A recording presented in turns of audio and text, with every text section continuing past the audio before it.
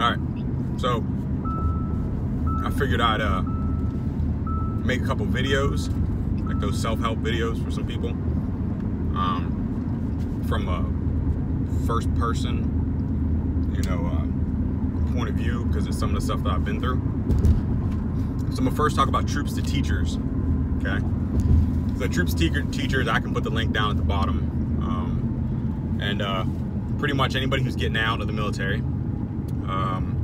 If you're close to getting your degree or you already have your bachelor's degree, you can apply to troops to teachers, and I think the VA covers it as well, but there's also grants you can get depending on what you're going to be going to get your teaching certificate for. So I did troops to teachers. It's a 9-month program that I think you make payments to, but I'm pretty sure you should be able to get it covered 100%. What you do is you do 9 months taking classes online. It's a lot of watching videos and answering questions, because what you're doing is you're doing the learning how to teach, and then you have to do a few weeks of your student teaching, right? So troops teachers, it's TeacherReady. It's through University of Western Florida, right? So I just at the VA getting blood drawn. So what you do is you enroll, you take classes 9 months. It's not a heavy workload. I mean, you have to stay on top of it, but it can be done with a full-time job. So, and you would have more than enough time if you're disabled getting out, if you're someone who is retired and you have your degree. That's the one thing that you can do that if you're interested in teaching. So the only thing you have to check is it's based out of Florida. So you're technically getting a Florida teaching certificate. They're not going to teach you, right, what area you're going to teach. They're teaching you how to teach, okay? So there's a big difference. Like if you want to be an English teacher, right, they're not teaching you to be an English teacher. They're teaching you how to be a teacher, how to teach the classroom. So if that doesn't make sense to anybody, put a comment in there and I can explain it. I don't know how much fucking easier I can explain it. But that's just pretty much what you do.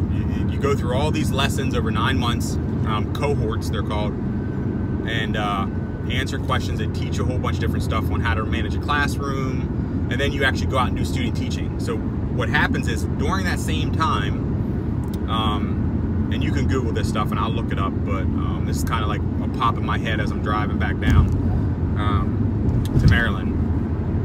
You pick a career field, right, that you're interested in, or a teaching area. So if you want to be a trades teacher, there's ways to do that, right? But if you want to be an English teacher, science teacher, history teacher, family consumer science is what I did in ESL, English as a second language. You basically buy the Florida, I think it's FETC program again. I'm winging this right now. I'll put the stuff at the bottom.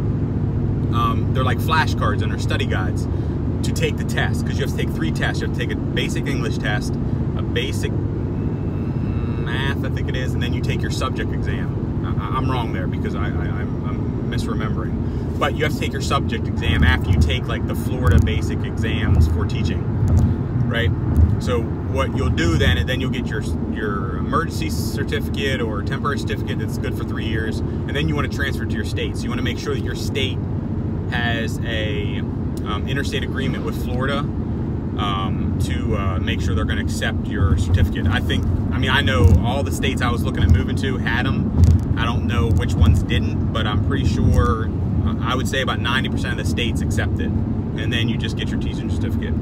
So my process was, it was 9 months, took the classes, answered a bunch of questions, and then you go take the test. And then you start, you put in once you get your certificate, you pass everything, you're licensed in Florida. If you don't live in Florida, you put that request in and pay like the couple $100 fee, and it costs money to take the test too. So if you're using the VA benefits for the test, then they'll reimburse you, if I'm not mistaken. I just paid out of pocket for certain things.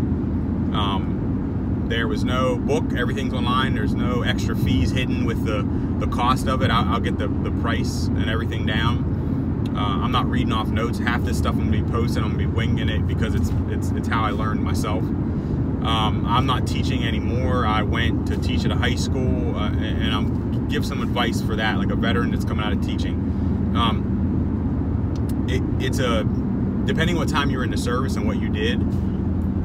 If you were in a MOS, I mean, there's no disrespect to any MOS, but if you were more of a combat arms, more of a all military is discipline, but that extra strict, you know, you want respect is what it's all about. Like, you possibly could, right, have a hard time. So with that, I would say choose where you're going to teach, right? Start subbing. If you have your bachelor's degree, get out. Most states, I mean, some even states, I saw associate's degree. Some of them are high school, but sub in your area at the schools. I would suggest sub at elementary school, sub at middle school, and sub at high school, and see where you fit in. And also not just what grade you want to teach, right?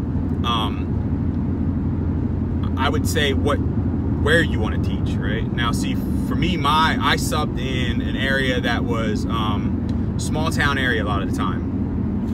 In my local area, I subbed. I went, the biggest area at the time I was subbing initially was State College in Pennsylvania. And that's a pretty big school, but not a city, right? So I was looking for jobs anywhere because I didn't technically, I had training experience, but with my teaching, so I didn't have the actual teaching experience. And they were hiring an ESL teacher, and went down, and they, you know, it was a real weird interview. They're like, do you ever teach a certificate? And at the time I didn't, so they picked me up while I was taking classes, and they're like, we're gonna give you emergency cert, because they were a high needs area. I can tell you, the people were wonderful, right? First day, I almost got fired. A student comes into another teacher. Now, as an ESL teacher, if you do, there's different breakdowns of teachers, so you want to learn about that too. Like, ESL is in English as a second language. It might be called ELL in your area. You're considered a teacher, but they have things broken down. Like, as an ESL teacher, you're teaching in your classroom all the new students that don't speak English, right? So it's very basic. It's very, I mean, if you've deployed, if you've deployed in Iraq, Afghanistan, you know, Africa, if you've been somewhere that you're interacting with either the locals or the children, it's that concept. It's, you know, like, obviously you're not going to teach them the cuss words, but you're going to teach them that basic English of hello. Like, I'm kind of going into depth with what I did for ESL. I got assigned to maybe 2 or 3 students, right? So because you'd give your class, but then you'd have individual people that needed more help, that they would have time at ESL in your classroom with you. So what I did, I took the kids and just walked through the hallways. What's that? What's that? Locker, this, that, you know, and just talk to them. Knowing a different language, you don't need to know a different language to do it. But I would familiarize yourself with whatever language. Like, they spoke Urdu, Pashto, Arabic. There was a lot of I don't know if it's Nepalese. There's a lot of people from the Naples that were there at my school. Great kids, right? But the downside of that is you then have to go with them, right? For certain periods of day, you go with them to help them in their other classes, because they kind of put them in classes with other kids because they want them to learn English, but they also want them to merge. So that's like that's a whole nother subject, right? Because of my agreement or disagreement, that to me it should be a year program. They're just working with us, right? So some kid comes in, this is a city area, and this kid comes in and he's like just going off on his teacher, and I'm standing there with about a paper. Like, the lady's like, give me back the paper. And he's like, nah, I just told you, da da da da. And of course, I'm like, I was like, forgetting where I'm at, like forgetting that I'm a teacher. I'm like, yo, who are you talking to, right? And of course, the phones come out and everyone's like, oh, he's like, I know who I am. I was like, I'm the one standing here, so clearly I know who I am. You don't know who you are. And, you know, the best part was, the next day the kid came out and apologized to me. So it wasn't some big thing, but I was like, oh, I just snapped at this kid. You know, in my mind, I'm controlling myself, because I'm thinking that I'm about to get in a fight with a kid the first day of school, because he was just going off for no reason. He apologized, very good kid, right? But you also have, it's very hard to be a teacher nowadays. So when I see certain things, that year and a half, 2 years of experience I had teaching, I laugh when I hear people have their opinions. Like if a kid's not paying attention in your class, okay, you're inadequate as a teacher, in my opinion, if you're getting looked at, if you keep sending a person down to principal. Yes, the principals are there, and the principals were very supportive, but you're a teacher. You're taught to control the classroom. So what are you going to do? Are you going to focus all your time on one kid or two kids that's not listening, or the 25 other kids in your classroom? You're going to focus on the 25 other kids, you know, and you can say, well, no, that's right or wrong, but that's the reality. What are you going to do? Like I was thinking when I went into, I'm gonna save everybody. Like, all these kids, I'm gonna make sure that they graduate. You know what I mean? Like, I'm gonna make sure after the first week, I was like, what are you gonna do? Like, you have 27, 28 kids in a classroom as a teacher, right? And you have kids that are grown men that are just gonna sit there and put their headphones in and put their head down. How many times are you gonna send them in the office? How many times are you gonna kick them out? Is it better for them to be on the streets and stuff like that? But I'm going off. So that's my little spew on, like, teachers have it way harder than what people think when you're talking about inner city. Not that other teachers don't have it bad, but that's the experience I had. I loved the other schools that I subbed at and stuff like that, and I loved my school. I talked to the kids, even the kid that caused the problem the first day. I talked to him, I helped him with stuff, because you help the other students as well. You're there for ESL to support those students. And my student couldn't even speak English. Like, you could say 2 + 2. He was knowing the numbers, so I was able to walk around and help and stuff like that a little bit, not a lot, because it was new for me, and I wasn't expecting going in those classrooms. And after that first day, it was kind of like, man, I got to pull myself back. So just prepare yourself, depend on to take from everything I just said. Just pick and choose where you want to work. Now, I'm going to say this though: if you can work at a high needs school and you have that discipline and you can take that, that's what you should do. That's my opinion, because that's where the teachers are needed everywhere. But as this is not a gender thing. As male teachers, you'll hear them, and if you're of a different race too, like, that you need to be at those schools if you can, as a role model, to show your background and your experience. And you know, it doesn't matter what you did. When you deploy, you become somewhat, not necessarily trustworthy of anybody, I'm not gonna say that, but compassionate. You see the world like, man, like, it's 10 times worse in other places. Like people can't even imagine how bad it is, right? Even the stuff on TV doesn't show how actually bad it is. Like, you've seen it for a split second, you live in it, it's two different things. But helping those kids and being there, like, I would push, if you can be in that situation or you want to, I would do it. I probably would have kept teaching if I would have been like, if I would have I was registered to take a test for vocational certificate. I would have maybe liked to do that, or 5th grade. 5th and 6th grade for me was cool, because it was like, you're kind of in the 5th grade was cool because you were in the same classroom with the kids all day. They'd move around, but they'd come back. So I would, like, we'd do a lesson and then we'd listen to music if they were good, and like, they were kind of like more intimidated by the aspect of probably what I look like or whatever. But they were also in that, like, not talking back, and like the kids that were disrespectful, it wasn't even disrespect, that was trying to be funny. You know what I mean? So, and you could joke back with them and stuff like that. And I really enjoyed that. But the key thing is, if you get through all this stuff, or even if you don't do troops teachers, you want to become a teacher as a veteran, make sure you, first off, if you don't care what teaching foot you get into, you know, it doesn't matter, but you still also want to go, I would highly suggest substitute teaching to see what area you want to be in. Plus, also, I mean, certain grades, you know, it's like some certs in where I'm from is like, it's now like, what is it, pre-K through 3rd, so you have to have a certain certificate for that, and like 5th through 8th, you know, I'm obviously messing up those numbers there, and then middle school level, and then high school level. So you might have a certificate, some are 6 through 12. You just want to make sure you know what you're getting into as a veteran, and make sure it's what you want to do, right? I enjoyed it. Some things had happened with me with other offers that I'd got, so I ended up leaving teaching.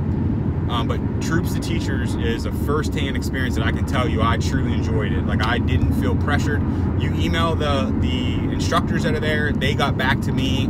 If they didn't get back to me within an hour or two, I don't think I waited more than 24 hours. There is the head of the program that I spoke to, the enrollment, and she might have been the head of the entire program. I don't want to say her name because not that I don't want to, I don't want to get it wrong. She was a doctor, and she was very, I could message her if I needed anything. I really didn't, but during the whole enrollment process, it was pretty good. It was, the breakdown was, you log in, you do your cohort, you have 9 cohorts. The only negative side for me was, and I think if you Google it, you'll see a lot of people say, is the cohorts. You can't move forward. Now, if you get behind, you can go back. From the 1 month that I came back in the National Guard, and I had a choice to go back active duty or come in the National Guard, and after I was medically retired, or I was TeacherReady, temporary disability retirement list. So I like had AT, or I had something, right? And or I went to some type of training that was down at Fort Bragg, and I missed, right? Because I stayed out at whatever that place was. There was like no damn signal, so I couldn't even take the class. I wasn't gonna do it anyway, I mean, honestly, because there was just too much stuff going on. But they let me go back and finish the stuff, and there was no issue. So it's a really good program, especially if you have your degree already. It's a simple 9-month process, and you have to have your degree though. You can't get into the program. Like, I was getting my degree before, like years ago, and the program existed, and I was like maybe 30 credits from it, and then my wife was going to do the same thing just recently, and it was the same way with her, or this was maybe 4 years ago for her. But you even if you're about to graduate, right, until you get them your your transcript and your diploma, your diploma, you can't be enrolled, which makes perfect sense. I mean, but that's the it's not a downside, it's just the way it's set up. But my only one caveat on the downside is, again, the cohort. Like, you can't work ahead, because some months, I mean, you can blast through some of the stuff, because it's a lot of videos, which is cool, because I access some of the stuff on my phone. I have my iPad, and I'm watching videos, and then you write, the questions and you can, the grading system is pretty good. Like, you can turn them into, I think you get 18 credits if you want to get your master's from University of Western Florida. So if you enroll into their teaching certificate master's program and you finish, I didn't do this, but I just recalling, like, you can get 18 credits towards your master's if that's what you're looking for, if you want your teaching certificate and getting your master's in it. So I hope this helps anybody. Again, it's TeacherReady. I mean, you Google Troops of Teachers, we've all heard about it. You see it if you're transitioning, you see it if you go to Education Center.